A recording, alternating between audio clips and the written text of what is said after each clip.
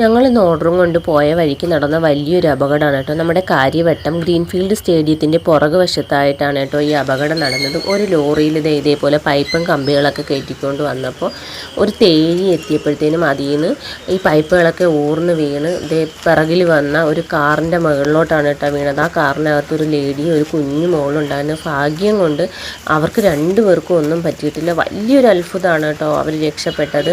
പക്ഷേ ഈ കമ്പികളൊക്കെ പൊട്ട് ആ കാറിനുള്ളിൽ കയറിയിട്ടുണ്ട്. ആ കാറ് ബാക്ക് എടുത്തപ്പോഴത്തേന് വേറൊരു പുറകിൽ നിന്ന് വന്ന ഒരു സ്കൂട്ടിയിൽ ഇടിച്ച് ആ സ്കൂട്ടി ആ കാറിൻ്റെ അടിയിലായിട്ടുണ്ട്.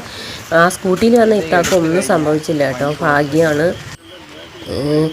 പിന്നെ എന്താ പറയുക, നമ്മൾ ഈ യാത്ര ചെയ്യുന്നവരൊക്കെ നല്ല രീതിയിലൊന്ന് ശ്രദ്ധിക്കണം കേട്ടോ. ഈ ലോഡും കൊണ്ട് പോകുന്ന വണ്ടികളുടെ തൊട്ട് പിറകെ നമ്മൾ എന്തായാലും പോവാതിരിക്കുക. നമ്മുടെ ജീവനും നമ്മുടെ വസ്തുക്കളും ഒക്കെ ഒരുപാട് വിലപ്പെട്ടതാണ് കേട്ടോ. അപ്പോൾ നമ്മൾ അത്രയും കരുതലോട് കൂടിയേ ഇങ്ങനെ ഈ ലോഡും കൊണ്ട് പോകുന്ന വണ്ടികളുടെ പിറകെ പോകാൻ പാടുള്ളൂ. സാധാരണയായിട്ട് ഈ ഇടവഴി കൂടി വലിയ ലോഡും വണ്ടിയൊന്നും വരാത്തതാണ് കേട്ടോ. എന്തായാലും ആ 3 പേരെയും ദൈവം കാത്തു. എന്തായാലും ആ 3 പേരും നല്ല ദൈവാനുഗ്രഹം ഉള്ളവരാണ് കേട്ടോ.